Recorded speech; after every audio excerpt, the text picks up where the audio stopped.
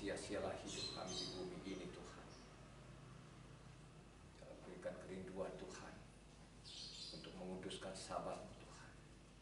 Berikan kerinduan-Mu Tuhan untuk selalu membaca dan merenungkan firman-Mu ini. Kami mengisilah hari-hari kami Tuhan untuk belajar akan kebenaran Tuhan. Tanpa kebenaran-Mu Tuhan binasalah kami. Terima kasih ya Tuhan, terima kasih ya Tuhan. Tuhan, hamba-Mu ini tidak ada apa-apanya Tuhan, tidak punya kemampuan Tuhan untuk mengerti semua isi hati-Mu. Biarlah Engkau sendiri Tuhan yang ada di tengah-tengah kami. Biarlah Engkau sendiri yang mengajari kami Tuhan. Biarlah Engkau yang membukakan hati kami, pikiran kami, sehingga kami boleh menerima akan kebenaran-Mu Tuhan. Baik dengan nama. Terima kasih Tuhan. Terima kasih Tuhan. Berbicaralah Tuhan, kami siap untuk mendengarkan sabda-Mu. Di dalam nama Tuhan kami, Yeshua HaMasiah. Haleluya. Amin. Salam. Bagaimana kabarmu? Sudah baca kitab suci belum? Pagi ini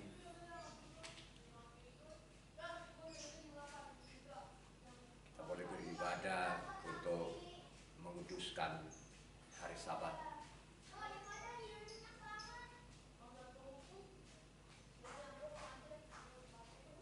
Karena hari Sabat itu adalah hari yang sudah diperintahkan oleh Tuhan. Maafin ya, lampu.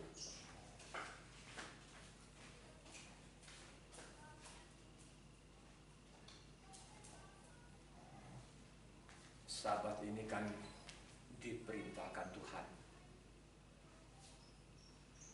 Pada awal penciptaan semesta ini.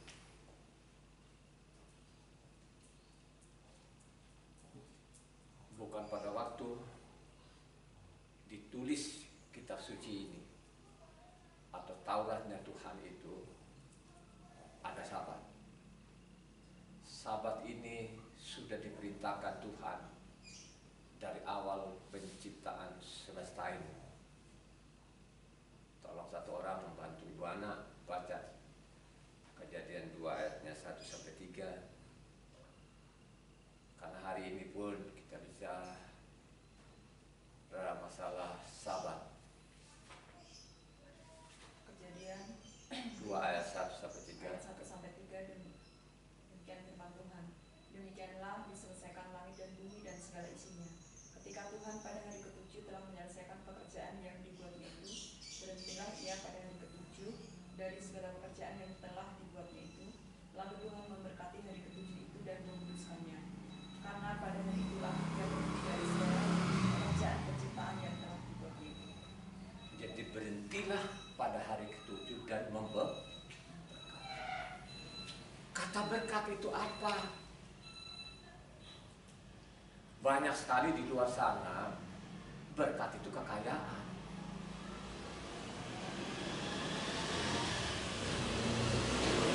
Banyak yang salah tafsirkan kata berkat. Berhenti pada hari ke-7 dan dia memberkati. Berkat itu bukan kaya materi, berkat itu kehidupan, kebenaran.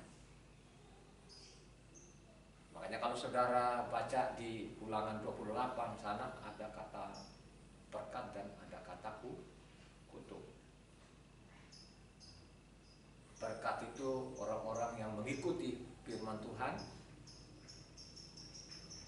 apa yang diperintahkan di dalam Taurat itu dia ikuti, dipelajari, itu berkat.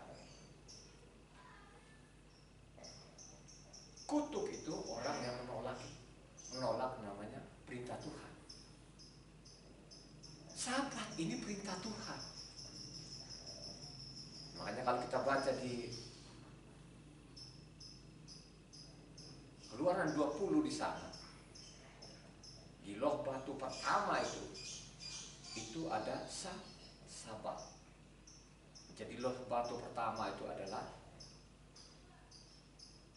Sabat vertikal.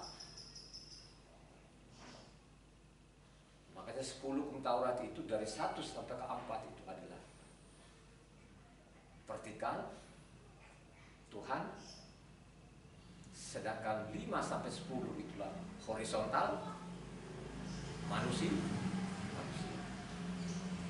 Karena kedua loh batu ini begitu luar biasanya, itu adalah 10 hukumnya Tuhan.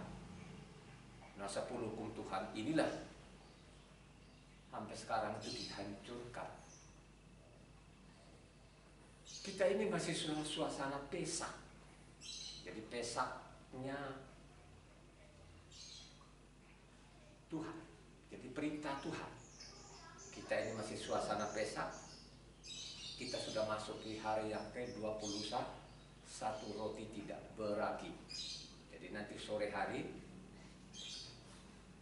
ya, karena kita suasana Pesak ini, kita sudah masuk hari yang ke-21, ya. Kenapa saya bilang hari 21 Pesaknya kitab suci ada tanggal 14? Ya. Dan sampai saat ini pun kita sudah masukin hari yang ke-21.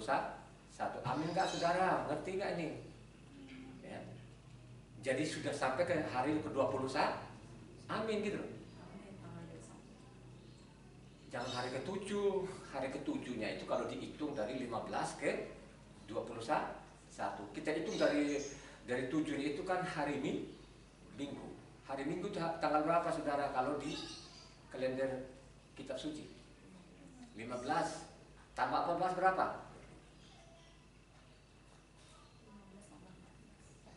15 tambah 7 berapa? 15 tambah 7 berapa?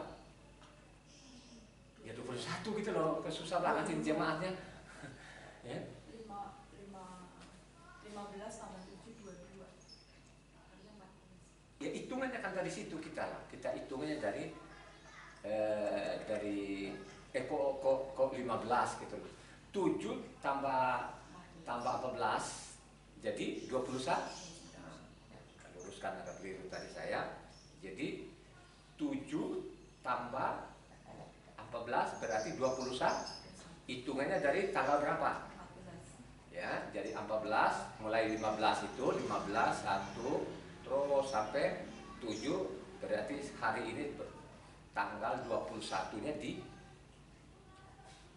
Israel berdasarkan isi kitab suci. Jadi tanggal 21 hari ini sore nanti selesai. Ya. Kalau penanggalan Israel itu kan kita pelajari dari petang ke petang. Dari petang ke petang. Jadi kita masih suasana juga pun punya Pesak, Sabat juga. Sedangkan Sabat yang lalu saya sudah khotbahkan masalah Pesak. Kenapa ini saya juga angkat lagi masalah Pesak lagi dengan Sabat hari ini? Karena ada seorang pemuda, dia bertanya, gitu, matinya Yesus itu Jumat atau bukan? Ini ada orang Kristen, seorang pemuda bertanya. Mungkin seorang pemuda ini mungkin sudah sekian lama, mungkin dia bingung. Mungkin dia bingung, pernah dia baca kitab suci, terus dia hitung-hitung, karena di Kristen sana pun mereka kata Yesus kan itu di dalam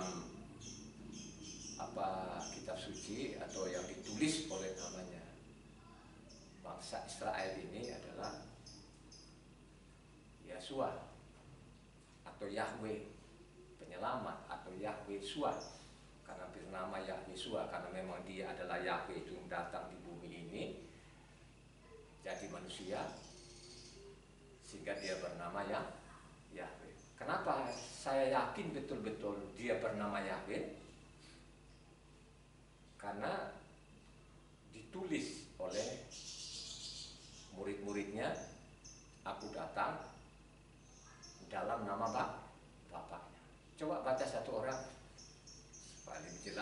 kan nanti ada yang pendengar, mudah-mudahan ada pendengar ini mendengarkan khotbah ini sehingga menambah pengetahuan. Coba Yohanes 5 ayat 43.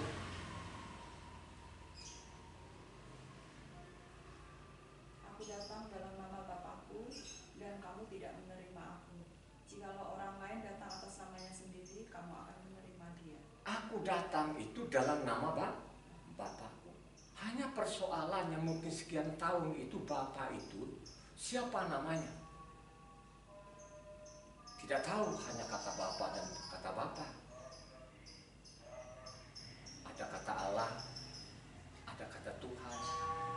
Tidak tahu yang mana ini nama dan mana gelar, sulit membedakan. Saya sudah seliti ini, kitab suci ini sudah 21 tahun ini. Makanya dari awal saya diberikan hikmat oleh Tuhan itu. Karena nama ini saya serukan kepada keluarga saya, dan pada waktu itu hanya yang terima kedua anak saya, Evan dan Ina ini, sedangkan istri saya belum menerima. Sebenarnya nama Yahweh ini kan sebenarnya sudah ada, hanya orang tidak mau, ya, tidak mau menerima. Lembaga kitab Indonesia itu pun tidak bisa diapa-apain lagi. Saya ini dari kecil itu sudah tahu itu sebenarnya, pada waktu bisa membaca dulu kan kitab suci kan kita buka-buka di belakang itu di kamusnya sana ada namanya kata Yahweh. Jadi tulisan situ Tuhan huruf besar semua, salinan Allah Israel adalah Yahweh. Kalau ada orang yang menghujat-hujat nama ini, ya dia tanggung sendirilah nanti risikonya. Siapa yang menghujat nama Yahweh itu tidak ada pengampunan, kekal adanya. Kembali kepada topik kita hari ini adalah suasana Pesak dan salah Sabat. Seorang pemuda tadi itu dia bertanya, Yesus itu mati sih sebenarnya cari apa sih sebenarnya? Dia bertanya gitu kan. Anak ini kan sudah penasaran. Dia hidup di tengah-tengah orang Kristen. Dan masalah 3 hari, 3 malam 3 hari ini banyak orang yang tidak peduli. Kan begitu terima saja namanya yang disodorkan kita ini masuk di Indonesia ini kan mungkin 400 tahun yang lalu, namanya Jumat Agung. Jumat Agung dia mati dan dia bangkit hari pertama. Hanya persoalan itu dia bangkit hari pertama itu tidak tahu. Karena barusan saja beberapa tahun yang lalu kalender ini diperbaiki, dicetak yang benar. Dan kalender-kalender yang kita pegang sekarang ini sudah benar. Dari Minggu, Senin, Selasa, Rabu, Kamis, Jumat, Sabtu. Jadi Sabtu itu pas di angka 7. Sebelumnya tidak demikian. Dulu itu kalender yang dulu itu dari Senin, Selasa, Rabu, Kamis, Jumat, Sabtu, Minggu. Sehingga jatuhnya Minggu itu ke-7. Jadi banyak orang yang bingung. Ya, akhirnya diperbaiki. Saya tidak tahu ini dari siapa awalnya ini. Mungkin dia sadar gitu sehingga mencetak kalender ini kan sehingga benar. Inilah yang jadi masalah besar.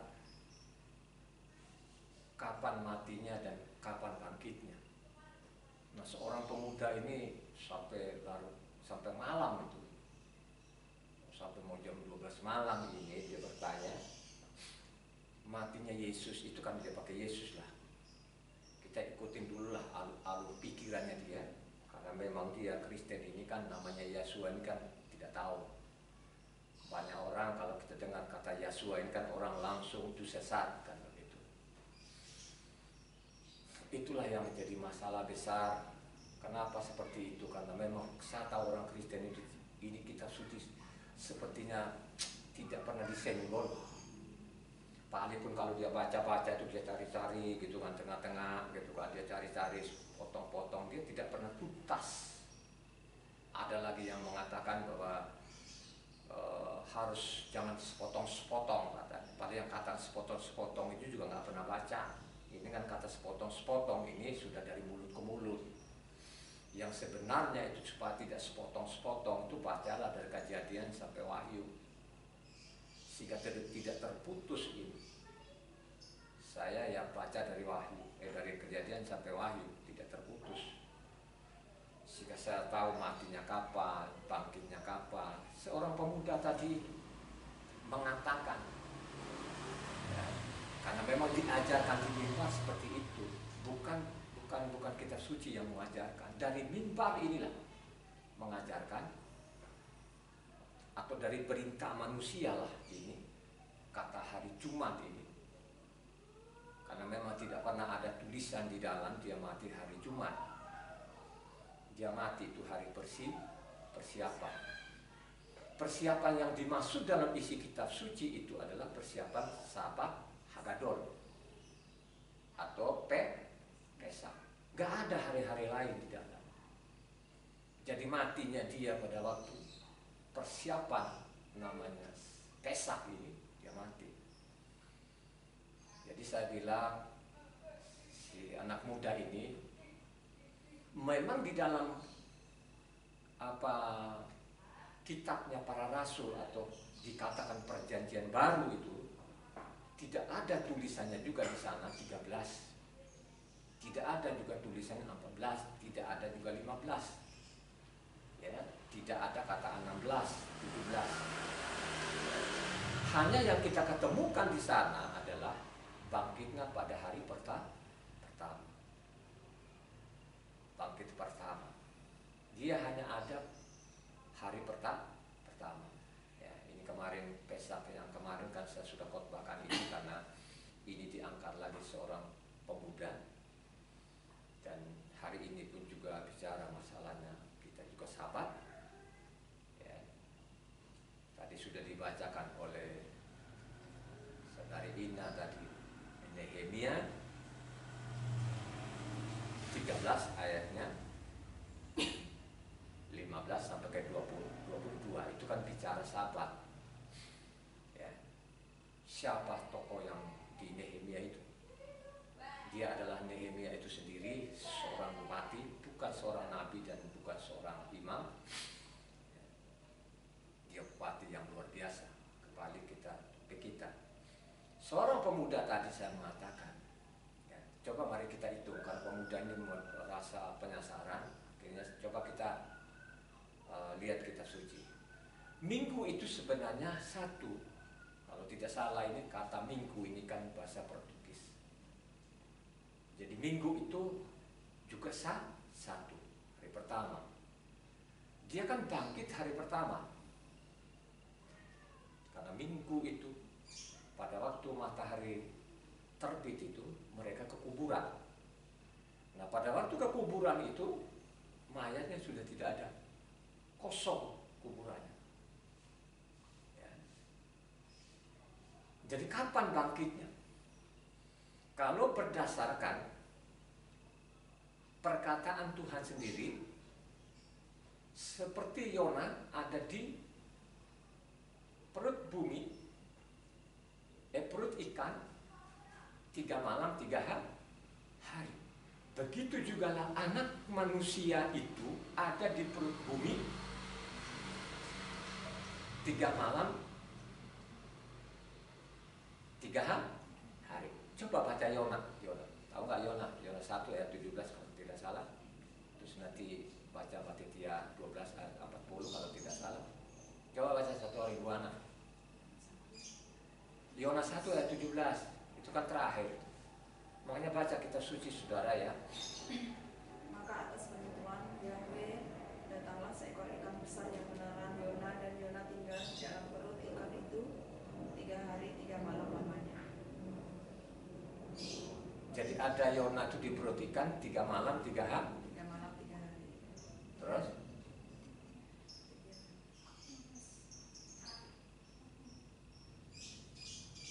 Sebab seperti Yona tinggal di dalam perut ikan 3 hari 3 malam, demikianlah juga anak manusia akan tinggal di dalam rahim bumi 3 hari 3 malam. Jadi demikian juga anak manusia itu ada di perut bumi 3 malam 3 hari. Si pemuda tadi makin penasaran, ya. Dia makin penasaran dengan perkataan Tuhan tadi. Mari kita lihat, kita baca saja penginjil terakhir adalah Yohanes. Jadi namanya Yohanes. Manusia ini kadang-kadang saya tidak tahu lagi ini kenapa manusia ini tokoh-tokoh besar ini kan diganti namanya, ada namanya John lah, ada namanya Yohanes lah, ada namanya Yahya lah, saya tidak tahu juga betul-betul ini luar biasa, ya, luar biasa. Saya anggap ini adalah kejahatan, luar biasa jahatnya. Kenapa nama-nama ini diganti? Kalau kita baca Yohanes, ini saya ulang lagi sebenarnya ini khotbah yang kemarin ini, karena ini pemuda lah yang penasaran ini, karena kemarin dia Jumat Agung, pasti pada waktu Jumat Agung dia sudah tidak ikut lagi, dia mau tidur aja di rumah. Dengan kita sharing masalah firman Tuhan ini. Yohanes 19 ayatnya 13. Ketika Pilatus mendengar perkataan itu, ia menyuruh membawa Yesua keluar, dan ia duduk di kursi pengadilan di tempat yang bernama Litos dalam bahasa Ibrani. Enggak, Yohanes 19 ayatnya 11 ya. Coba 11. 14. Hari itu ialah hari Yohanes 19 ayat 14. Hari itu ialah hari persiapan Pesak. Kira-kira jam 12 kata Pilatus kepada orang-orang Yahudi. Jadi pada waktu itu adalah hari persiapan, ayatnya 31.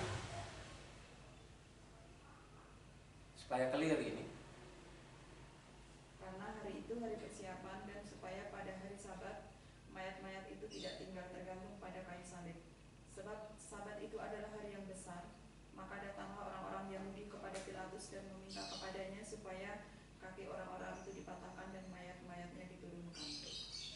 Karena hari itulah hari Sabat. Inilah tidak baca selengkapnya. Sabat itulah hari besar. Inilah yang disalah tangkap. Termasuk namanya pemuda ini. Ya. Saya bilang tolong dibaca dulu di situ. Cepat sekali anak ini dia baca. Ya. Sudah kata Om, saya sudah baca. Ya. Matinya dia hari persiapan Sabat. Matinya dia persiapan Sabat, persiapan Pesak. Tapi kalau kita tidak baca yang lain, kita tidak tahu. Makanya saya bilang yang tadi pemuda ini, tolong baca di Keluaran 12 kan begitu. Ya. Baca Keluaran 12, coba 1 sampai 3 Pak. Supaya clear ini. Berfirmanlah Yahweh kepada Mose dan Aharon di tanah Israel. Bulan inilah akan menjadi permulaan segala bulan bagimu. Itu akan menjadi bulan pertama bagimu tiap-tiap tahun. Katakanlah kepada segenap jemaah Israel, pada tanggal 10 bulan ini diambillah oleh masing-masing seekor anak domba menurut kaum keluarga, seekor anak domba untuk tiap-tiap rumah tangga. Tetapi jika rumah tangga itu terlalu kecil jumlahnya untuk mengambil seekor anak domba, maka ia bersama-sama dengan tetangganya yang terdekat ke rumahnya haruslah mengambil seekor menurut jumlah jiwa. Tentang anak domba itu, kamu buatlah perkiraan menurut keperluan tiap-tiap orang. Anak domba itu harus jantan, tidak bercela, dan berumur setahun. Kamu boleh ambil domba atau kambing. Kamu harus mengurungnya sampai hari yang ke-14. Kamu mengurungnya sampai di situ dulu. Kamu mengurungnya sampai ke tanggal 14. Ya, jadi jalan nggak boleh lewat. Jadi mengurungnya. Ya. Ambillah anak domba ini, kan begitu, dari tanggal 10 tadi sampai ke tanggal 14. Jadi tanggal 14 itu adalah Pesak. Terus hari persiapannya tanggal berapa? Matinya tanggal berapa? Kan gitu. Ya. Saya menjelaskan si pemuda tadi. Ya. Kita lihat kan. Jadi hari persiapan itu dipersiapkan domba itu tanggal 10. Dari tanggal 10 tadi dipersiapkan domba-domba ini, tanggal 10 sampai ke 14 itu. Jadi 10, 10, 11, 12, 13, kurang lebih 4 hari itu, ya. Dari angka 10 tadi, tanggal 10 tadi itu dipersiapkan. Dipersiapkan bagaimana? Dipersiapkan domba-domba ini, ya. Kalau ada yang sakit itu biasanya mereka singkirkan, ya. Jadi disortir lah, ya. Dipilih-pilih lah domba-domba ini, mungkin ada yang sakit, ada yang lemah, segala macam gitu. Untuk nanti disembelih. Kapan disembelihnya? Ya. Jadi disembelihnya itu hari ke-13, pasti. Ya. Kalau kita baca lanjutnya, makanya saya bilang pemuda tadi itu dibaca keseluruhannya. Karena di Keluaran 12 itu sampai ayat ke-51 dibaca keseluruhan, ya. Karena 51 ayat di sana, ya, dibaca keseluruhan. Nanti kita ketemu di sana, ya. Kita ketemu nanti tanggalnya, kan begitu. Saya menjelaskan tadi, mari kita lihat hari persiapan tadi. Karena persiapan domba dari 10 sampai ke 14. Coba kita lihat. Kita hitung nanti perkataan Tuhan Yesus ini, dia ada di perut bumi itu, atau di rahim bumi, atau di dalam bumi itu, dimasukin tadi itu 3 malam 3 hari. Mari kita lihat, ya. Kita buka Yohanes 20 ayatnya 1. Baca Ibu Ana. Keras. Pada hari pertama minggu itu, pagi-pagi benar ketika hari masih gelap, pergilah Maria Magdalena ke kubur itu, dan dia melihat bahwa batu telah diambil dari kubur. Pada hari pertama minggu pagi itu, Miriam, jadi Miriam, ya, jadi tolong diingat baik-baik. Miriam itu pergi ke kuburan, sampai ke kuburan sana, kuburan kosong. Kita lihat. Saya katakan orang pemuda tadi ini, mari kita lihat. Coba sebelum hari pertama itu hari apa? Pasti namanya Sabat. Dia mulai catat si pemuda ini. Sebelum Sabat itu hari apa? Pasti Jumat. Sebelum Jumat itu hari apa? Kamis. Mari kita lihat, ya, bahwa benar-benar dia matinya pada hari itu adalah hari Rabu tanggal 13. Kita buktikan. Saya mengatakan seorang pemuda ini, ya, karena memang pemuda bijak lah ini. Saya tahu ini pemuda bijak, bukan pemuda sembarangan gitu kan. Coba kita ikuti. Oke, Om, saya sudah catat. Mari kita hitung. Kalau di dalam kitab suci, di dalam yang dikatakan namanya Sabat besar itu adalah Pesak, bukan Sabat mingguan. Karena pada waktu itu ada 2 Sabat, Sabat besar dan Sabat mingguan. Ya, kita buktikan nanti bahwa pada waktu penghabisan Sabat, atau yang di Israel mengatakan sana apanya terakhirnya apa? Habdalah. Ya, kita buktikan bahwa dia pas Habdalah itu dia bangkit, atau berakhirnya Sabat mingguan itu dia bangkit. Mari kita hitung. Saya mau hitung.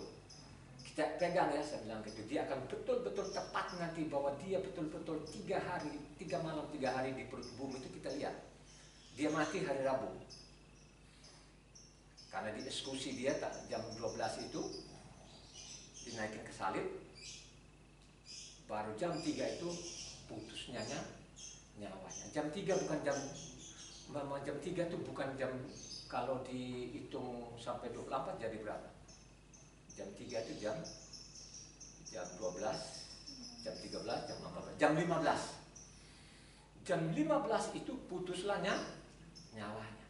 Jadi jam 15 itu putuslah nyawanya. Ya, pada hari tanggal 13 juga hari Rabu. Kenapa saya bilang hari Rabu? Karena memang dia bangkit hari pertama kan. Kita hitung. Mulailah si pemuda ini menghitung. Kita lihat. pada waktu mau masuk namanya 14 tadi, kalau memang Israel ini atau kitab suci, penanggalan kitab suci itu berdasarkan Kejadian 1 sampai ke 6 sana, jadilah petang, jadilah pagi. Kita lihat bahwa benar-benar dia 3 malam 3 hari tidak pernah salah. Dia matinya hari Rabu tanggal 13 itu. Pada waktu masuk 14 berarti Yesua masukkan ke kubur. Itu saya bilangin anunya seorang pemuda ini, mari kita hitung dari hari Kamis. Kamis itu terdiri dari apa? Penanggalan kitab suci. Kamis itu 1 malam 1 hari. Hitung, saya bilang. Coba catat, saya sudah catat om. Ya. Ini dia masuk kuburan loh, beda dengan matinya. Dia kan hari Rabu, mati ini belum dikubur kan, berdasarkan namanya di perut bumi tadi 3 malam 3 hari. Ya. Jadi Kamis itu dia masuk. Kamis itu terdiri dari 1 malam 1 hari. Catat. Maju lagi. Jumat itu terdiri dari apa? Sama om katanya. 1 malam 1 hari. Jadi berarti berapa hari, berapa malam, berapa hari? 2 malam 2 hari. Masuk lagi Sabat, Sabtu. Berapa itu? Sabtu itu berapa? Terdiri dari apa? 1 malam 1 hari. Itu berapa malam berapa hari? Dia bilang 3 hari 3 malam. Clear nggak? Clear dong. Artinya pemuda ini merasa sudah clear. Jadi besok saya kalau Jumat Agung nanti saya tidak ikut om. Saya mau tidur. Jadi seorang pemuda, ya, dia putuskan bahwa dia tidak akan ikut. Ya. Kenapa lagi dia tidak ikut? Tadi kita jelaskan ini, kalau namanya Pesak, peraturan Tuhan itu adalah apa? Tanggal dengan ya. Jadi peraturan Pesak itu adalah tanggal 14 bisa. Itu udah pasti, tidak bisa dikutak-kutik lagi. Ya, tidak akan berubah. Itu peraturannya. Karena di dalam kitab suci sendiri pun ditulis di sana. Itu kalau tidak salah, coba baca ini yang 1 hukum berlaku itu keluaran 12 tadi ayat 42, coba baca.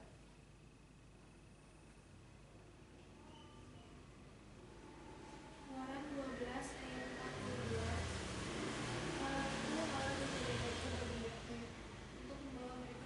Coba 48 ya. Tetapi apabila seorang asing telah menetap padamu dan mau merayakan Pesak bagi Yahwe, maka setiap laki-laki yang bersama-sama dengan dia wajiblah disunat, barulah ia boleh berdekat untuk merayakannya. Ia akan dianggap sebagai orang asli, tetapi tidak seorang pun yang tidak bersunat boleh memakannya. 1 hukum saja akan berlaku untuk orang asli dan untuk orang asing yang menetap di tengah-tengah kamu. 1 hukum berlaku, tadi ayat berapa itu 1 hukum? 49. 49. Jadi keluaran 12 ayatnya 49, 1 hukum berlaku kepada Israel dan orang asing. 1 hukum berlaku, tidak boleh berbeda. Nah yang jadi penyasaran tadi pemuda ini, akhirnya dia lihat Pesaknya dalam kitab suci tadi angka 14, dengan dia hitung Jumat Agungnya kurang lebih 1 minggu. Ini selisihnya jauh, saudara. Jadi Pesak aslinya perintahnya tadi kitab suci tadi tanggal 14 Nisan sudah selesai, baru bangsa-bangsa ada Pesaknya lagi. Dibayangkan saja di kolong langit sekarang ini Israel dia merayakan Pesaknya, kecil sekali bangsa ini. Dengan dikelilingi seluruh dunia ini dilawan dengan Pesak yang berbeda.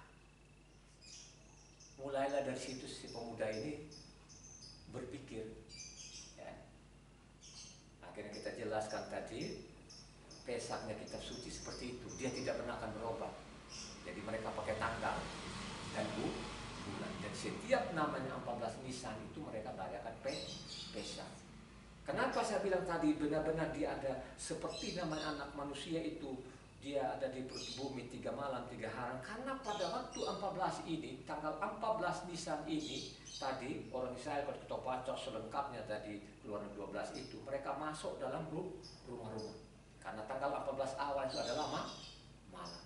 Mereka masuk tadi, domba yang sudah dipotong tadi, karena memang Yesua ini kan mewakili domba, ya, domba mati, dia juga disalib karena memang dia wakili domba, ya. Itulah yang dikatakan oleh Kolose di sana, Kolose 2:14, kan begitu kan, dipakukan di kayu salib, digantikan domba-domba itu. Sekalipun Kristen ini memelintir nanti suratnya Rasul Saul sana, itu urusan lain, ya, nah? Karena Efesus 2 ayat 15 sana, itu yang mereka pelintir itu. Sampai sekarang mereka melintir itu, tapi mereka tidak pernah baca di Kolosenya. Kalau mereka Kolose 2 sana ayat 14, ya, dia pakukan di kayu salib, artinya dia gantikan domba-domba tadi itu, sehingga kita ini tidak pakai domba lagi, kan begitu. Cukup saja iman bahwa Yesualah yang disalib itu, kan begitu, ya. Karena dia mewakili domba tadi ini, akhirnya tanggal 18 itu orang Israel itu masuk dalam rumah. Dan di dalam rumah itu, ya, mereka bawa domba tadi yang dipotong tadi, tidak dimasak, memang dipanggang di atas api, dan malam itu mereka tidak keluar. Jadi tanggal 14 itu tidak keluar lagi, kan begitu, tidak keluar malam itu sampai pagi hari. Dari penjelasan itulah si anak muda ini, saya tidak tahu lagi selanjutnya nanti anak muda ini, apakah anak muda ini mungkin dia doa sendiri di rumah, tidak tahu. Tapi yang pasti pengakuannya dia, nanti Jumat Agung saya tidak mau ke sana, dia mau tidur saja di rumah. Bayangkan aja di Jakarta ini, ya toh, kalau ada seorang pemuda sendirian, kan begitu, sendirian nanti tidak mau, kan begitu, dengan keluarga besarnya, mungkin besar sekali, nah, orang Sumatera Utara ini, kan begitu, terus tinggal dia sendiri. Wah, itu luar biasa, ya. Luar biasa lah, karena memang di dalam, kalau kita baca kitab suci itu seperti ada Elijah gitu. Elijah itu kan tidak ada temannya, ya, dikejar-kejar, yang mengejar-ngejar ini kan gak tanggung-tanggung, ini seorang perempuan Isabel ini, ya memang suaminya dia adalah Raja Ahab ini kan, kejar-kejar, mau dibunuh namanya, tidak ada pengikutnya. Kita lihat Elisa tidak ada pengikutnya. Kita lihat Yeremia itu babak belur, saudara. Yeremia, Nabi Yeremia itu babak belur itu babak belur secara fisik, ya, dikejar, dihajar, ya, dibuang ke sumur dan lain sebagainya. Wah, itu siksaannya. Tidak ada pengikut.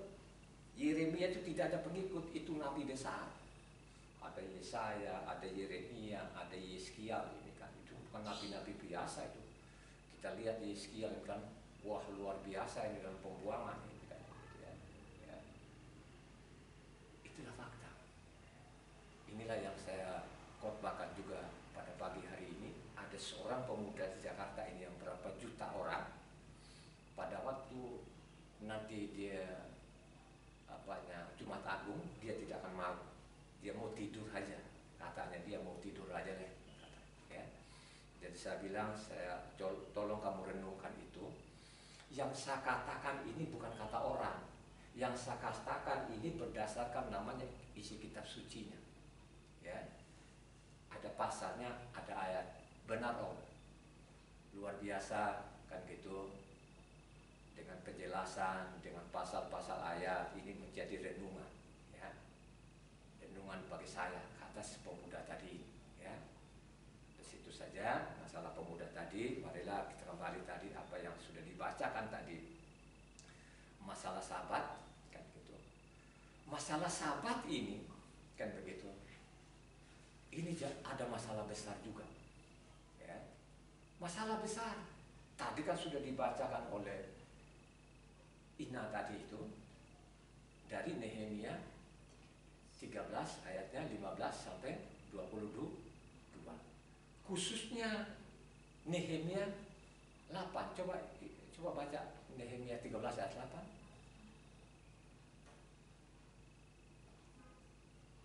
Cepat. Nehemia 13 ayat 8. Aku menjadi sangat kesal, lalu kulempar semua perabot rumah Tobia keluar dari toko. Coba terusnya. Kemudian kusuruh tahirkan bilik itu, sesudah itu kubawa kembali ke sana perkakas-perkakas. Tadi kamu baca dari 15 ya? Oh, 15 ya, 18 lah. 18 ya. Bukankah nenek moyangmu telah berbuat demikian sehingga Tuhan kita mendatangkan seluruh malapetaka ini? Seluruh malapetaka, bukankah nenek moyangmu ini melakukan ini? Mereka menginjak-injak Sabat ini. Kau tambah lagi. Coba. Ini atas kita dan atas kota ini. Apakah kamu bermaksud memperbesar murka yang menimpa Israel dengan melanggar kekudusan hari Sabat? Apakah kamu memperbesar lagi murka Tuhan tadi kau melanggar Sabat ini? Ini melanggar, saudara. Apalagi kalau dipindahkan ini harinya. Hari Sabatnya ini tadi sudah dibacakan, tadi Sabat ini kalau engkau baca di Kejadian 2 sana sudah ditentukan di situ. Tidak boleh ini saja pun dilanggar. Ini kita bicara Sabat sampai saat orang tidak peduli. Kenapa mereka tidak peduli? Tadi kan sudah dibaca Roma berapa? Roma 14 ayatnya 5a. Itulah yang dipelintir-pelintir sampai saat ini. Sehingga tidak peduli lagi apakah ini Pesaknya ini atau namanya Jumat Agungnya perintah Tuhan, tidak mau peduli. Tidak mau peduli kan begitu. Ini adalah perintah manusia, bukan Tuhan. Dan juga pun minggu itu tidak pernah ada namanya Tuhan memerintahkan kita supaya ibadah minggu. Ya. Tidak pernah Tuhan memerintahkan di pasal mana-mana pun di dalam isi kitab suci itu kalau kita diperintahkan itu hari Minggu ibadah. Pasti diperintahkan Tuhan kita adalah Sabat. Gitu. Kalau engkau baca lagi di sana itu, coba baca Keluaran 3. Ini saya udah ulang juga sebenarnya ini karena memang tadi pemuda ini kemarin ini bertanya supaya juga nanti jemaah si pendengar juga tolonglah dengan rendah hati ini. Yang saya katakan ini bukan dari saya karang-karang sendiri karena memang ada tulisan di dalam sangat jelas. Keluaran 31 ayatnya 12 sampai 17 baru nanti 18. Baca, Wana cepatan.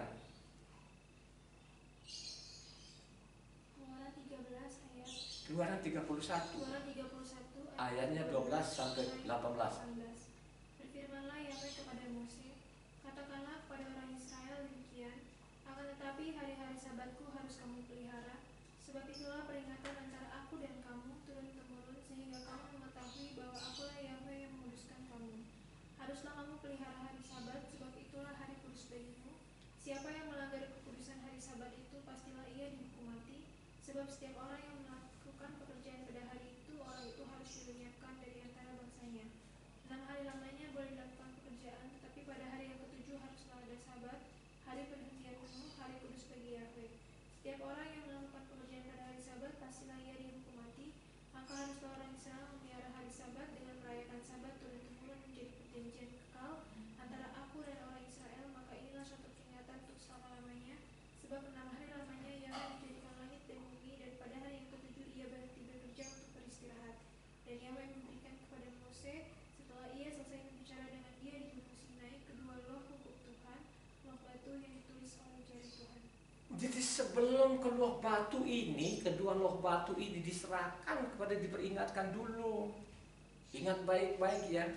Itu tadi juga kutipan dari Kejadian 2. Itu kutipan dari Kejadian 2, saudara.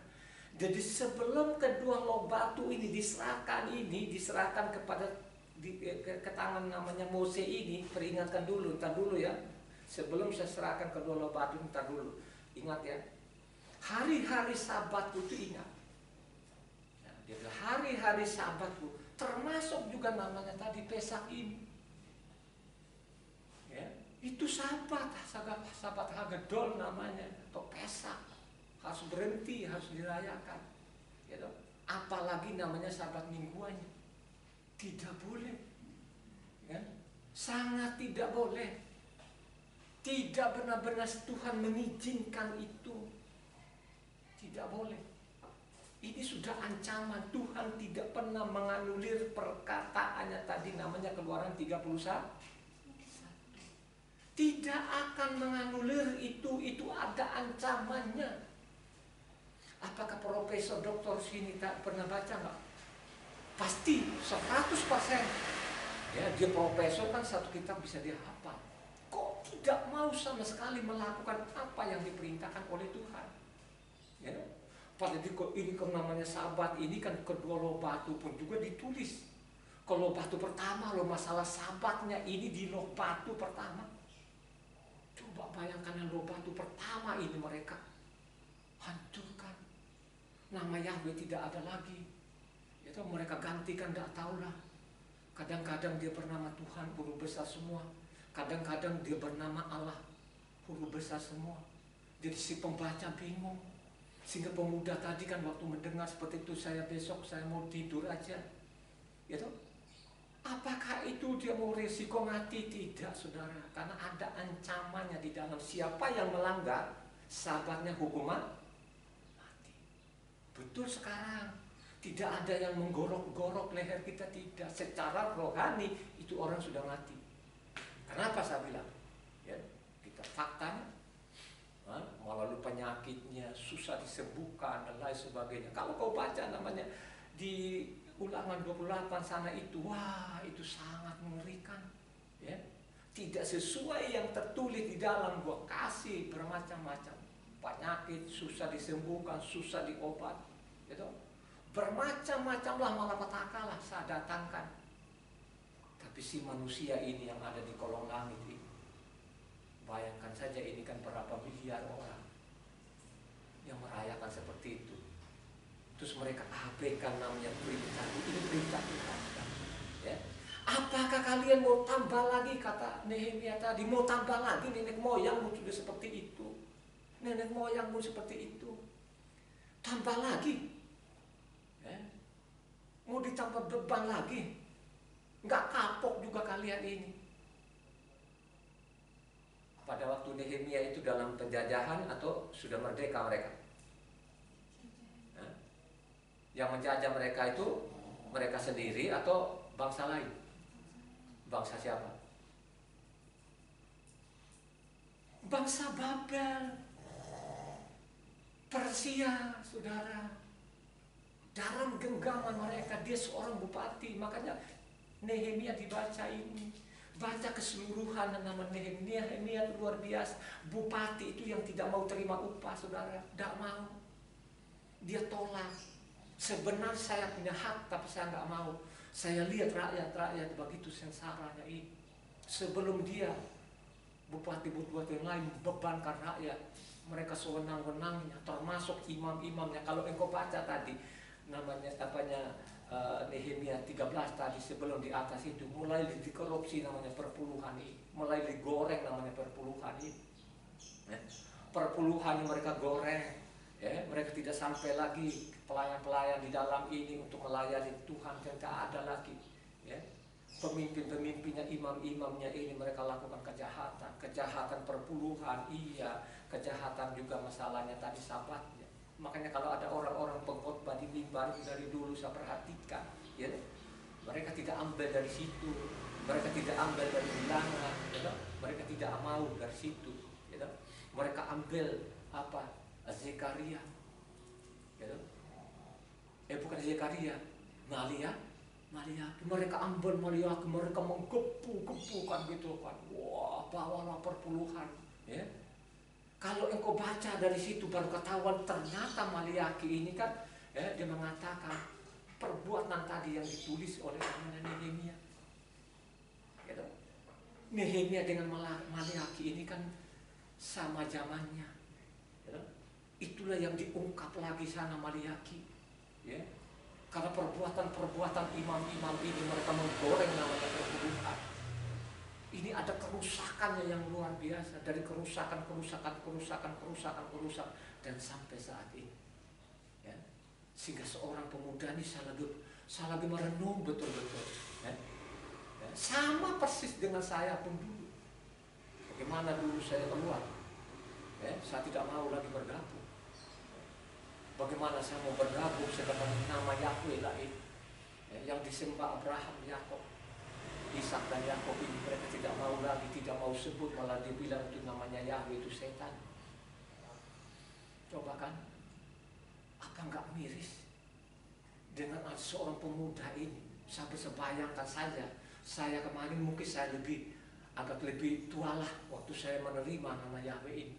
Nama Yahweh ini saya dapatkan dari Tuhan, ya, hikmat dari Tuhan itu kepada kedua anak saya, kepada istri saya. Sehingga saya merenung betul luar biasa. Karena sempitnya jalan, sedikit sekali orang. Ya. Kata penulis siapa? Saudara. Ya. Penulis adalah Matitya. Coba baca Matitya 7 ayatnya 13-14. Saya yakin pemuda ini dia akan gak main-main ini dengan kita kasih kemarin pemahaman itu. Karena itu sesalah pintu dan sempitlah jalan yang menuju kepada kehidupan, dan sedikit orang yang mendapatkan. Sedikit sekali yang mendapatkan, saudara. Tidak banyak. Ya, tidak banyak. Sahabat ini sangat penting. Luar biasa pentingnya. Karena ada kata berkat. Ya. Dia berhenti pada hari ke-7 dan dia memberkati. Ya. Kalau tanaman itu dia siramin air supaya tanamannya ini tumbuh. Jadi berkat itu seperti air. Kalau lu nggak ada minum air, mati. Mau makhluk manapun pasti mati. Nggak ada air, mau makhluk apapun mati. Tidak mungkin ada yang hidup. Ya. Air ini luar biasa. Ya. Berhenti pada ke-7 dia memberkati. Sehingga banyak yang bilang berkati. Ya kan, dia selingkuh. Coba kan, dia selingkuh terus anak gelap, terus dia mau hamil, usah diberkati katanya. Bertentangan dalam kitab suci. Itu anak haram, saudara. Tidak tahu bapaknya siapa, tiba-tiba dia nongol, dia bunting, terus dia bilang saat diberkati. Ada yang mengatakan itu. Saya juga dengar sendiri juga, gitu loh kan. Orang yang kita kenal, dia bilang saya hamil, kapan lu nikahnya secara resmi? Lu sudah disetujui belum keluarga? Dia bilang saya diberkati. Ya. Karena ini tidak ada pemahaman. Kenapa tidak ada pemahaman? Karena tidak pernah membaca kitab suci. Akibatnya apa? Ya sudah, apa yang disodorkan dari mimbar ikut saja. Tidak ada lagi yang berani bantah. Kenapa tidak berani bantah? Karena tidak tahu mau ngomong apa, mau bantah pakai apa ini yang di mimbar ini. Dia sendiri pun juga nggak ngerti. Bagaimana ngerti? Kalau datang di ibadah tidur, ya kan? Tidur itu baik nggak, saudara, waktu ibadah? Ada yang bilang baik. Oh, saya luar biasa pada waktu saat, makanya kan tuh susah tidur di rumah. Kalau saya susah ya tidur itu, saya ambil kitab suci, saya baca 2-3 ayat langsung tidur. Itu kata berkat nggak itu? Pada waktu saya baca hanya berapa ayat saja sudah tidur, itu berkat bukan? Ada nggak tulisannya di dalam kitab suci orang-orang namanya ngantuk itu terus tidak ada pemahamannya? Ada nggak? Baca. Saya nggak sebutkan pasalnya, ayatnya, silakan cari sendiri. Cepat. Mana? Yesaya 29 ayat 10. Yesaya 29 ayat 10. Ini pembaca dia. Baca. Sebab Yahweh telah membuat kamu tidur nyenyak, matamu, yakni para nabi telah dipejamkannya, dan mukamu, yaitu para perihat telah ditutupinya. Maka bagimu penglihatan itu semuanya itu seperti isi sebuah kitab yang bermeterai. Apabila itu diberikan kepada orang yang tahu membaca dan mengatakan, baiklah baca ini, maka ia akan menjawab, aku tidak dapat, sebab kitab itu termeterai. Dan apabila kitab itu diberikan kepada seorang yang tidak dapat membaca dan mengatakan, baiklah baca ini, maka ia akan menjawab, aku tidak dapat membaca. Dan Yahweh telah berfirman, oleh karena bangsa ini datang mendekat dengan mulutnya dan memuliakan aku dengan bibirnya, padahal hatinya menjauh daripadaku, dan ibadahnya kepadaku hanyalah perintah. Hanya perintah manusia. Jadi banyak sekali orang-orang sekarang itu ikutin perintah manusia. Nggak mau namanya perintah Tuhan. Kan begitu kan? Dia lebih suka namanya perintah manusia. Ya kan? Akhirnya apa? Tidak karu-karuan. Ini Jumat Agung perintah Tuhan atau perintah manusia? Yang jujur, itu perintah manusia, tidak pernah ada perintahnya Tuhan seperti itu. Ya kan? Terus kalau kita ngomong, wah ini apanya itu memang sana kurang pintar tuh profesor, tapi dia tidak pernah baca namanya Matitia 23. Kalau dia baca Matitia 23 di sana, wow, ancamannya berat. Hai celakalah kamu ahli-ahli Taurat. Itu anaknya saja dibilang celaka. Anaknya saja dibilang celakalah kamu ahli-ahli Taurat. Ya? Pada waktu membaca itu, nggak tahu loh mata rohaninya. Gitu? Celakalah kamu pembuat kejahatan. Ya? Seperti kuburan kamu, di luarnya kalian baik, tapi di dalammu itu begitu jahatnya kalian ini. Ini yang dia ngomong, dia tidak ngomong dengan bangsa lain karena dia sudah tahu bangsa lain itu sudah dikunci. Kunci di mana? Waktu dikunci bangsa lain itu ada pasal, ada ayatnya enggak? Dikunci kesesatannya di mana? Tadi kan habis 29 ada 30. Coba 30 ayat 28 coba. Cepat gitu loh, jangan lama-lama. Hembusan nafasnya seperti sungai. Yang keras suaranya supaya kedengaran. Hembusan nafasnya seperti sungai yang menghanyutkan, yang airnya sampai ke leher. Ia datang untuk mengayak bangsa-bangsa dengan ayak kebinasaan. Diayak bangsa ayak kebinasaan terus. Dan untuk memasang suatu kekang yang Dipasang kekang. yang menyesatkan di mulut suku-suku bangsa. Nah, dipasang kekang ini, kekang. Saya kan penunggang kuda memang saya ini penunggang kuda. Jadi di Sumba tuh ada namanya kendali itu. Kekang itu sama dengan kendali, ditahan dia supaya kuda ini jangan jalan, supaya kuda tuh berhenti gitu. Ditahan ini supaya mereka terus sesat ini. Ya, tapi mereka tidak merasa sesat. Tidak merasa sesat, saudara. Karena mereka tidak tahu ini ajaran dari mana. Mereka tahunya itu ajaran dari namanya Yunani. Sehingga bahasa-bahasanya ada bahasa-bahasa Yunani, istilah-istilah Yunani gitu. Mana kita dengar, coba baca deh di YouTube. Tidak pernah bilang ada bahasa-bahasa sekitar, ada bahasa Israel, enggak ada. Kayaknya haram katanya. Ajaran ini dari Yunani atau dari Yerusalem? Ada firmannya enggak? Baca.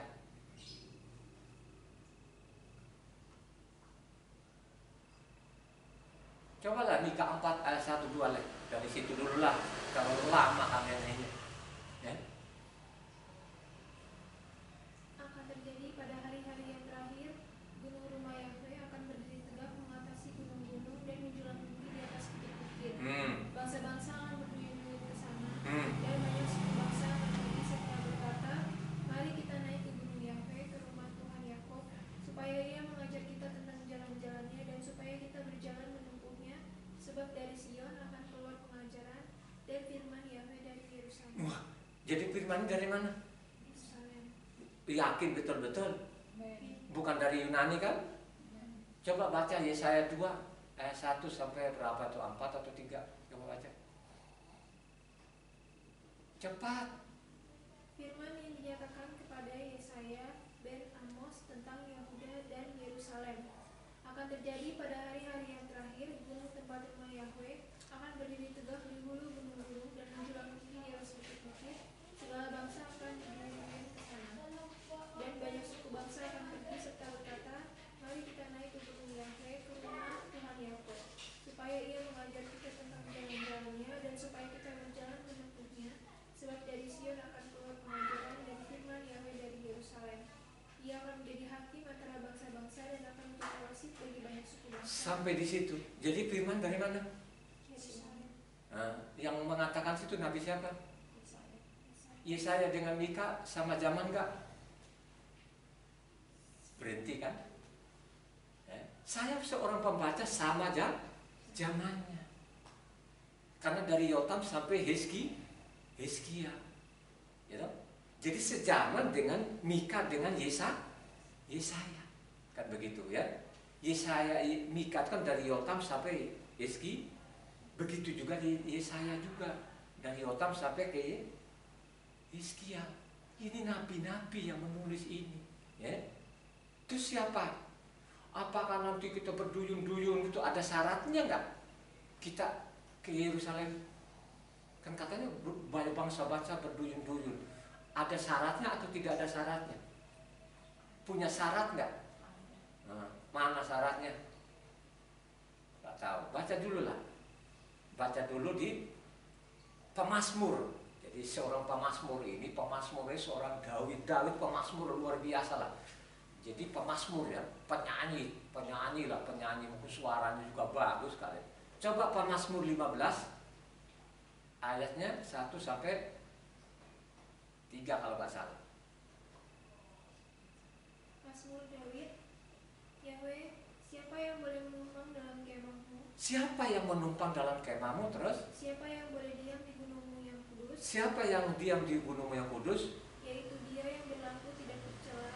Dia yang berlaku tidak bercela. Yang melakukan apa yang adil. Adil. Dan yang mengatakan kebenaran. Yang mengatakan kebenaran sampai di situ. Jadi ada syaratnya nggak kalau kita ke Yerusalem? Ada. Syaratnya apa? Berlaku tidak bercela, melakukan apa yang adil, dan mengatakan kebenaran. Kebenaran itu harus. Kebenaran mau jadi benar ada firmannya nggak? Mana pasalnya? Keluaran, Ulangan 6 ayatnya 25. Baca cepat. Jadi aku ini pengkhotbah, bukan pengkhotbah yang seperti yang lalu pakai kertas lihat-lihat, nggak ada. Saya pakai itu saja. Baca namanya Ulangan 6 ayat 25. Dan kita akan menjadi benar apabila kita melakukan segenap perintah itu dengan setia di hadapan Yahweh Tuhan kita, seperti yang diperintahkannya kepada kita. Boleh nggak kita langgar Sabat? Tidak. Boleh nggak kita langgar Pesak? Tidak. Boleh nggak kita mengganti nama Tuhan? Tidak boleh. Ini harus tegas. Jadi ada syaratnya. Ya. Ke gunungnya Tuhan itu ada syaratnya. Syaratnya di mana lagi? Coba baca tadi. Yang paling jelas nanti yaitu Yesaya 56 ayat 1, 2, 6, 7. Coba baca cepat. Beginilah firman Yahweh, taatilah hukum dan tegakkanlah keadilan, sebab sebentar lagi akan datang keselamatan yang daripadaku, dan keadilanku akan menyatakan. Berbahagialah orang yang melakukannya dan anak manusia yang berpegang kepadanya, yang memelihara hari Sabat dan tidak menajiskannya, dan yang menahan diri dari setiap perbuatan jahat. Ayat 6. Dan orang-orang asing yang menggabungkan diri kepada Yahweh untuk melayani Dia, untuk mengasihi nama Yahweh, dan untuk menjadi hamba-hambanya, semuanya yang memelihara hari Sabat dan tidak menajiskannya, dan yang berpegang pada perjanjianku, mereka akan kubawa ke gunungku yang kudus, dan akan kuberi kesukaan di rumah doaku.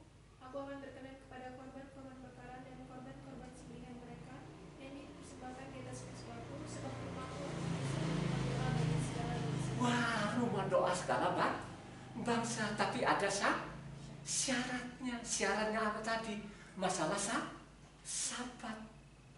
Kau tidak mengkuduskan Sabat, kau tidak ikuti Sabat, tidak pernah rumah masuk. Bukan saya yang menghakimi, itu tulisannya begitu. Ya, begitu.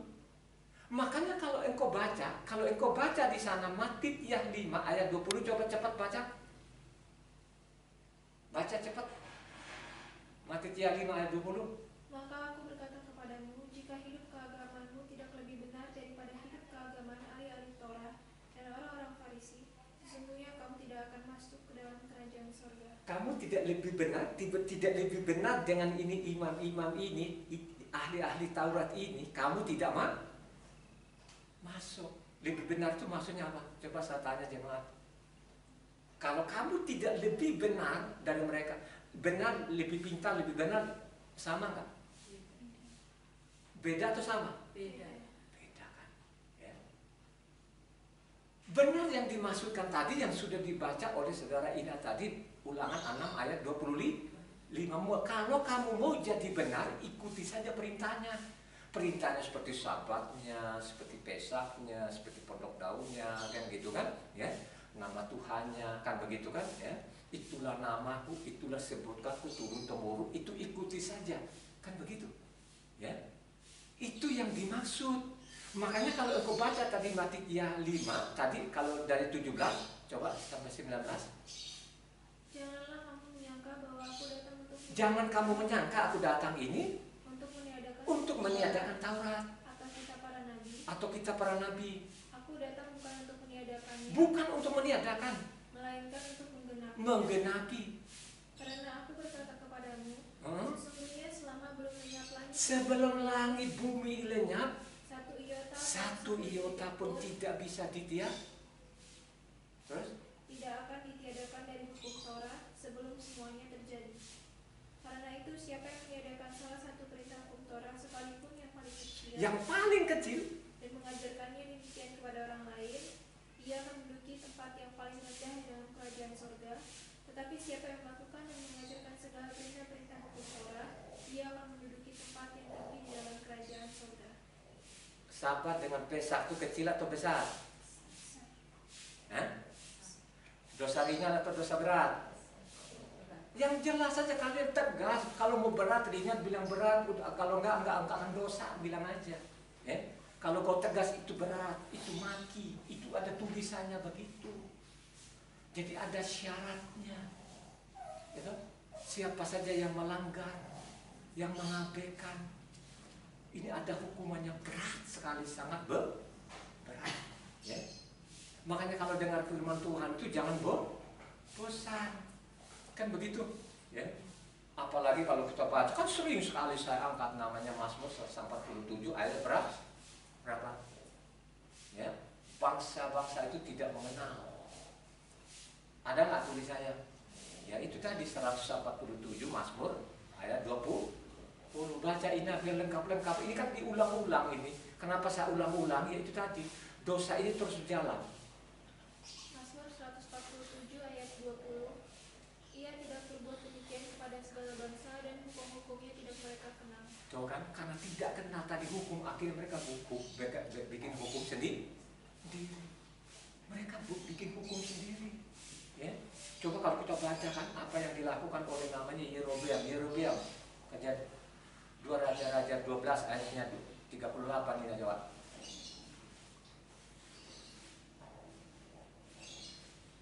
Raja-Raja 12 ayat 38. Kok 38? 28. Apa 2 Raja-Raja 12 ayatnya 28? cuma sampai 21. Hah? Cuma sampai 21. Berarti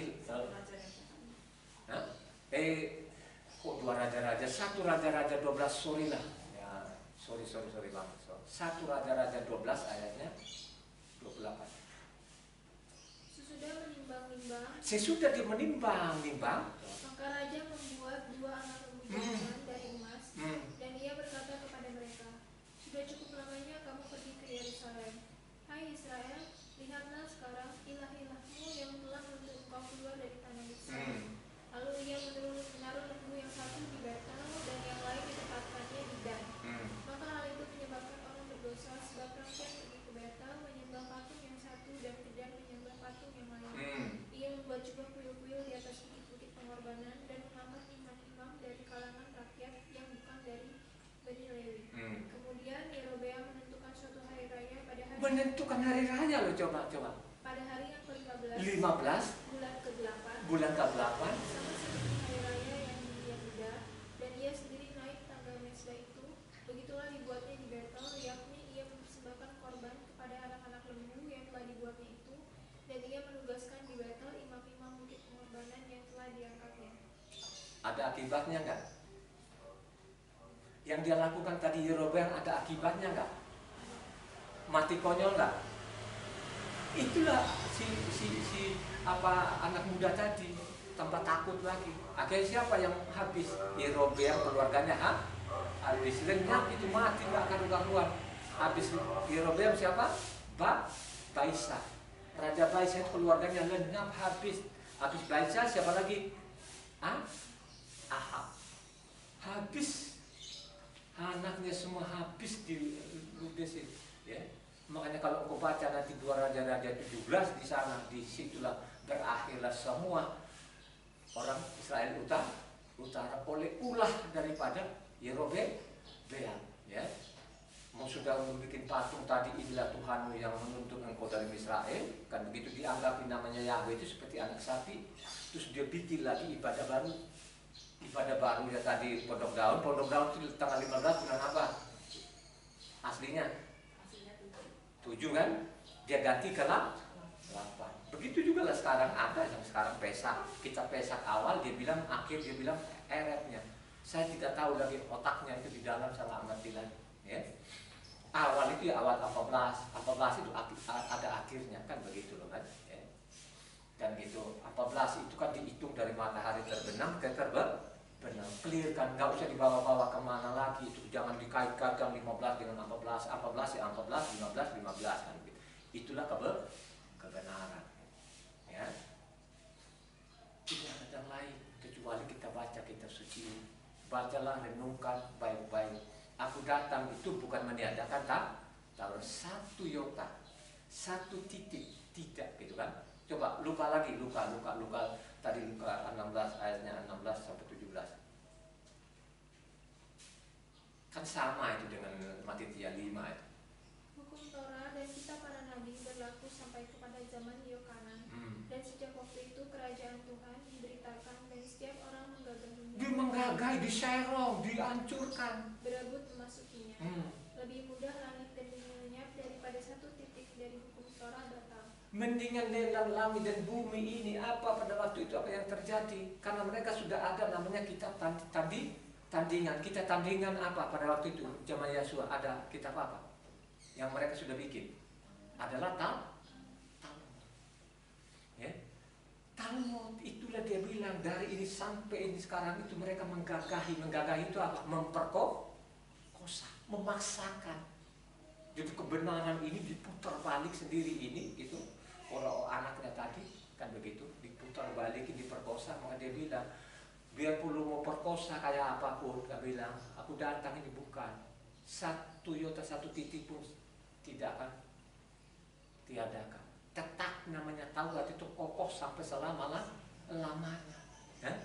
Taurat itu sampai segala-galanya. Inilah yang ditangkap oleh orang-orang tadi ini, yang sekian miliaran orang yang tidak baca kitab suci. Akhirnya dari mimbar menelan saja katanya Taurat tidak berlaku. Taurat itu sudah tidak berlaku. Itulah tidak membaca. Kalau membaca pasti akan nantang itu pendetanya, maka dia akan keluar dari situ. Ya. Dia keluar itu terus dia ikuti perintah Tuhan itu selamat, itu orang selamat. Daripada lo ini punya rumah ibadah, punya kitab suci, punya pengajar tapi tidak benar. Ya, mendingan orang tidak punya apa-apa tapi selamat. Ada firmannya kah gitu? Mungkin tidak ada Tauratnya, tidak ada pembimbingnya, tidak ada tempat ibadahnya. Selamat nggak kalau ikuti perintahnya? Ada nggak tulisannya?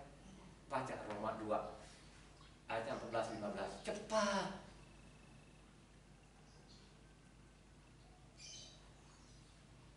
Bangsa-bangsa lain yang tidak memiliki hukum Taurat oleh dorongan diri sendiri melakukan apa yang dituntut hukum Taurat, maka walaupun mereka tidak memiliki hukum Taurat, mereka menjadi hukum Taurat bagi diri mereka sendiri. Sebab dengan itu ia menunjukkan bahwa isi hukum Taurat ada tertulis di dalam hati mereka, dan suara hati mereka. Jadi Taurat itu lu tulis dalam hatimu, lu baca tiap hari. Lu baca itu yang paling penting daripada bikin gedung besar-besar dengan segala atributnya, doktornya, dengan jasnya. Akhirnya kebenaran tidak ada, lu mati konyol. Ya, mati konyolnya seperti zaman namanya utara itu, mati konyol nggak karu-karuan. Berapa ratus tahun itu dari Yerobeam sampai pada pembuangan itu kebebasannya digaruk sampai saat ini. Itulah akibat sampai saat ini apa yang dilakukan Yerobeam itu. Dampaknya luar biasa, akhirnya dari utara ini kan hilang, tidak tahu lagi di mana mereka itu. Ya. Ini adalah kejahatan yang luar biasa, tambah lagi sekarang kejahatan yang luar biasa di bumi ini.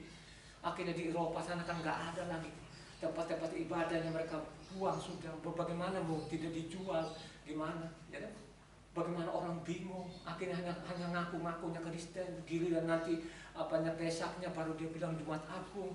Yang datang Jumat Agung juga kagak tahu, nggak pernah baca kitab suci. Coba bacalah terakhir firman kita pagi ini, supaya ini Taurat ini benar-benar kekal itu. Dia tidak pernah memerintahkan, dan juga Rasul Saul itu tidak pernah juga mengajarkan supaya meninggalkan Taurat gitu loh, tidak pernah. Ya. Coba baca itu Kisah Para 21 supaya clear itu bahwa Taurat itu tidak pernah itu ada. Kalau ada orang bilang itu sudah Taurat tidak berlaku lagi, Taurat itu dianggapnya sampah, kata sampah itu baca dengan benar, dengan baik, gitu. Tidak pernah namanya Rasul Saul ini baca Kisah Para 21 dari 14 kalau nggak salah ini sampai ke 24-nya saja. Baca perjalanannya dia, ya kan dia menuju ke Yerusalem sana. Dari Asia itu, dari mana-mana ke Filipus, dari Galatia, dan semua dia menuju ke sana, menuju ke Yerusalem untuk melaporkan semua pelayanan mereka, karena sudah sekian lama mereka tuh dari tempat ke tempat itu. Udah penghapat terakhir pelayanannya dia itu, karena dia sudah menuju ke Roma sana ditahan. Kisah Para 21 ayatnya tadi, coba sampai ke 24 aja. Karena ia tidak mau menerima nasihat kami menyerah dan berkata, jadilah kehendak Tuhan. Sesudah beberapa hari lamanya tinggal di Kaisarea, berkemaslah kami lalu berangkat ke Yerusalem. Bersama-sama dengan kami turut juga beberapa murid dari Kaisarea. Mereka membawa kami ke rumah seorang yang bernama Manason. Ia dari Siprus dan sudah lama menjadi murid. Kami akan menumpang di rumahnya. Ketika kami tiba di Yerusalem, semua saudara menyambut kami dengan sukacita. Pada keesokan harinya, pergilah Saul bersama-sama dengan kami mengunjungi Yakob. Semua penatua telah hadir di situ. Saul memberi salam kepada mereka, lalu menceritakan dengan terperinci apa yang dilakukan Tuhan di antara bangsa-bangsa lain oleh pelayanannya. Mendengar itu, mereka memuliakan Tuhan. Lalu mereka berkata kepada Saul, saudara, lihatlah beribu-ribu orang Yahudi telah menjadi percaya, dan mereka semua rajin memelihara hukum Taurat.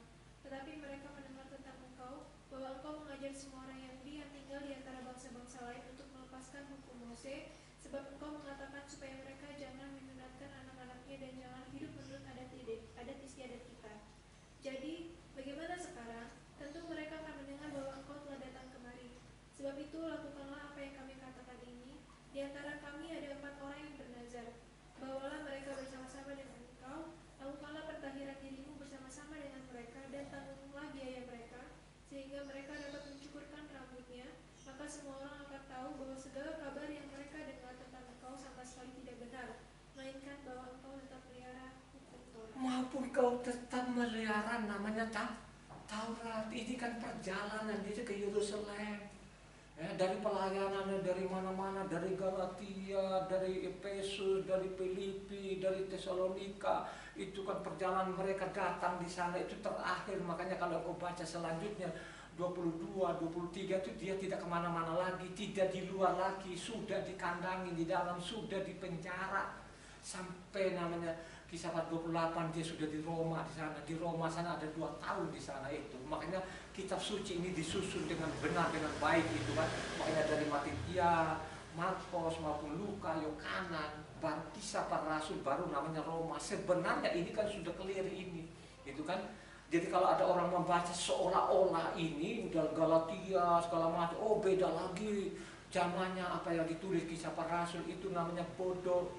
Kalau ada pun nanti juga pun anunya doktor, pun ST profesor itu juga orang-orang yang sudah tumpul otaknya itu tidak benar itu, ya.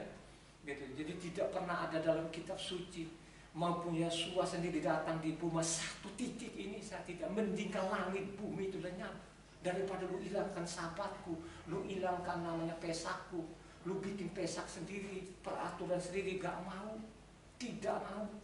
Ya, makanya kalau engkau baca nanti Matitia 13, Matitia 15 ini benar nubuatan Yesaya bangsa ini. Benar-benar nubuatan Yesaya ini dia lebih suka namanya perintah manusia daripada perintah Tuhan. Ya.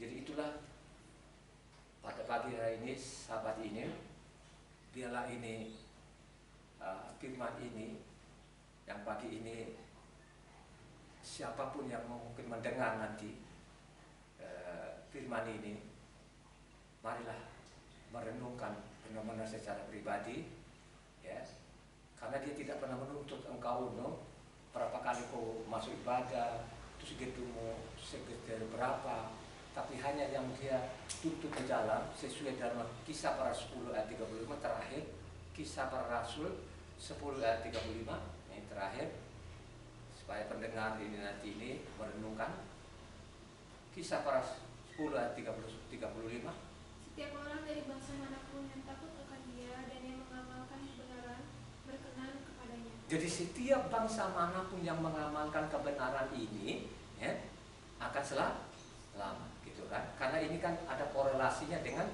apa? Imamat 18 ayat 5. Coba supaya nyambung ini, gitu loh. Jadi Imamat 18 dengan ayat 5, coba baca. Sesungguhnya kamu harus berpegang pada ketetapanku dan peraturanku. Orang yang melakukannya akan hidup karenanya. Akulah Yahweh. Orang yang melakukan perintahku ini, yang mengikuti perintahku akan selama sama ini yang kita tadi Kisah Para Rasul. Jangan lihat gedungnya, jangan lihat yang di mimbar profesornya, lihatlah apa yang dikotbahkan sesuai nggak dalam isi kitab sucinya. Ya? Karena seorang pengkhotbah itu supaya nanti jangan supaya jangan salah dia bikin konsep itu, baru nanti dia liatin terus, itu bukan pengkhotbah namanya, itu namanya penghafal. Ya, itu penghafal namanya, itu bukan pengkhotbah. Itu orang nggak belajar, betul ada gelarnya, ya, tapi gelarnya itu gelar-gelar namanya palsu itu, kan gitu. Ya, dia tidak sekolah benar, saya tidak sekolah, ya, tapi saya tidak pakai konsep, nggak ada yang saya pegang, ya, begitu loh, ya. Itu saja firman Tuhan. Mari kita berdoa. Terima kasih ya Tuhan, terima kasih Tuhan, selesaikan juga sahabat kami pada pagi hari ini, biar Engkau tetap memberkati kami, sehingga apa yang kami dengar itu tertukik di hati kami, sehingga ibadah ini tidak sia-sia. Terima kasih ya Tuhan, terima kasih Tuhan, karena Tuhan masih memberikan kesempatan, sehingga hari ini pun kami menguduskan sahabat-Mu Tuhan, dan Engkau juga tambahkan ilmu kami satu hari lagi, sehingga kami menikmati kehidupan ini Tuhan. Segala apapun dalam tubuh kami, penyakit apapun Tuhan, kurang-kurangan apapun, biar Engkau Tuhan yang sempurnakan kami, yang menguatkan kami, yang menyembuhkan kami, yang mengampuni segala dosa-dosa kami. Terima kasih Tuhan, terpujilah nama Tuhan Yesus Kristus selama-lamanya. Amin.